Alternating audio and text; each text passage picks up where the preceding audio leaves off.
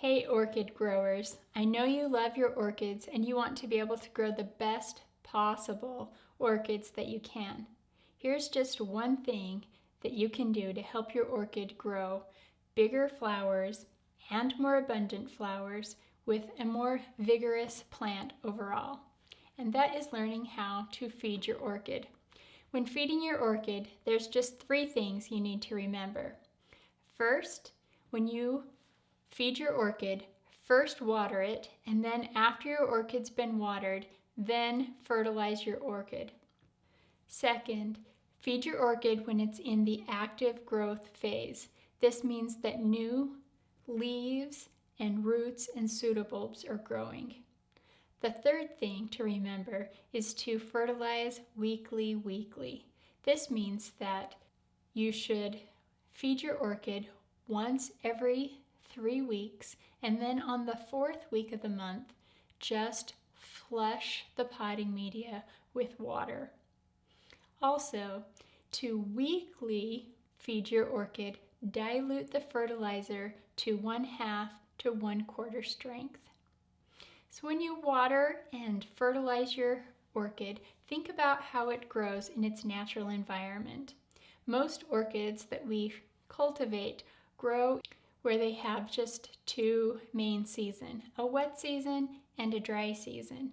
So this means that during the wet season, the orchid will be growing lots of new leaves, pseudobulbs, and even the beginning of flower spikes. This is when the orchid needs lots of energy to grow, and you can help give your orchid the energy and nutrients it needs by giving it fertilizer.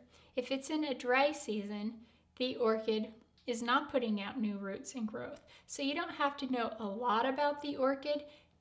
Instead, you can just observe the orchid and see what it's doing. When you see new pseudobulbs or new roots or new growths growing, then you know that it's in an active growth season and it needs fertilizer. And then when you see that it's just sitting and doesn't seem to be doing anything, this is also a good thing, but it just means that you don't need to fertilize the orchid during this time. There's also a couple of other times when you should not fertilize your orchid. This is when your plant is stressed or sick. Instead, what you can do is to create a mini greenhouse. Place a clear plastic bag over your orchid and move it maybe so it doesn't receive quite as much sun as it did before, a shady spot. And this will give the orchid more humidity and time to heal, but don't fertilize during this time. Another time when you don't want to fertilize your orchid is when new buds are just beginning to grow. The buds are the most tender part of the plant, and you can help protect these tiny buds by not fertilizing during that time. Then as the orchid flowers, you can continue to fertilize. Another thing to stay away from when it comes to fertilizing is slow release fertilizers. And this is because slow release fertilizers depend on chemical reactions that happen within soil.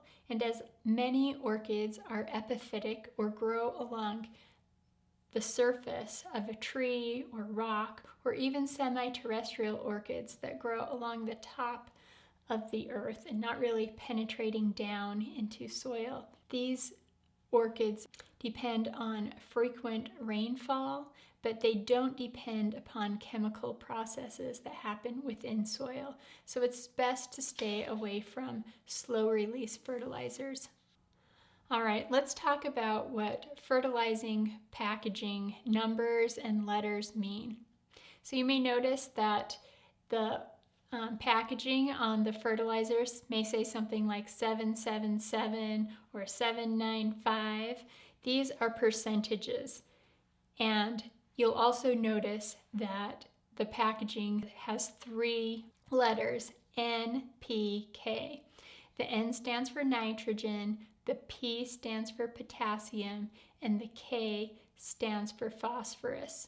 So if the first number is 7, that means that the fertilizer contains 7% nitrogen, and it goes for the rest of the numbers. If it says 7 potassium, then that means there's 7% potassium and 7% phosphorus, okay?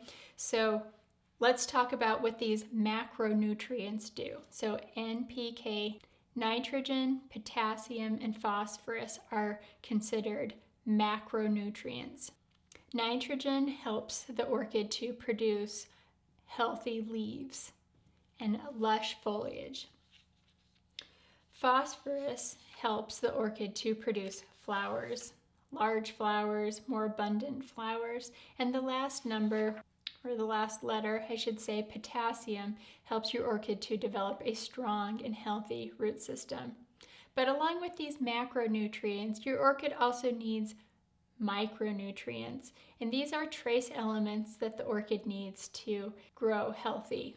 And these include micronutrients such as iron and boron and magnesium.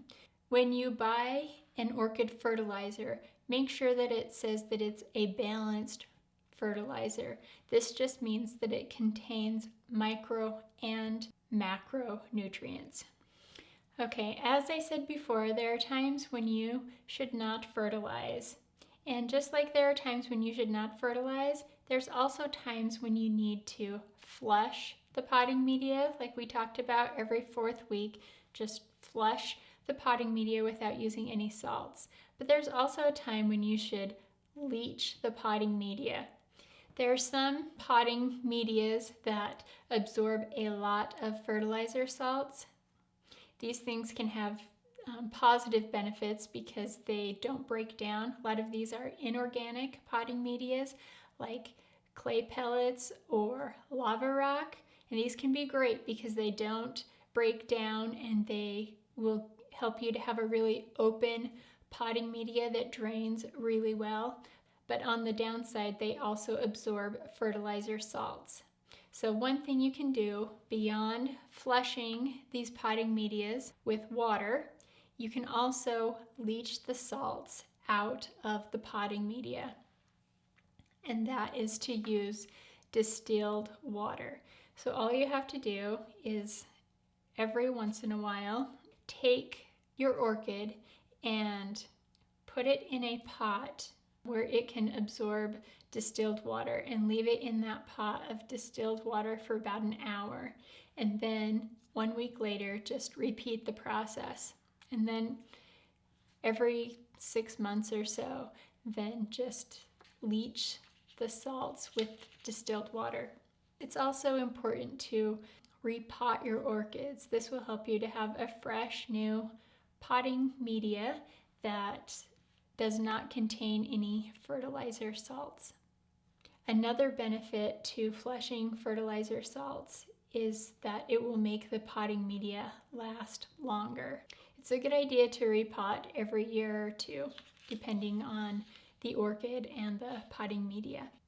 So finally, just to recap, there's just 3 things you need to know to feed your orchid properly. And that is to remember to first water your orchid, then mix up your fertilizer with a gallon of water and fertilize after you've watered the orchid. The second thing is to keep track of your orchid's growth cycle. If you're getting new roots and new pseudobulbs and new leaves, that's the best time to fertilize.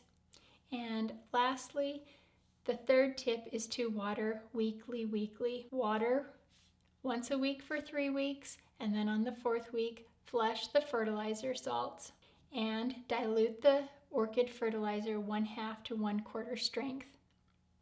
To help you properly feed your orchids, just go to orchidbliss.com, and there you'll be able to get a quick start guide that you can download for free on how to fertilize orchids.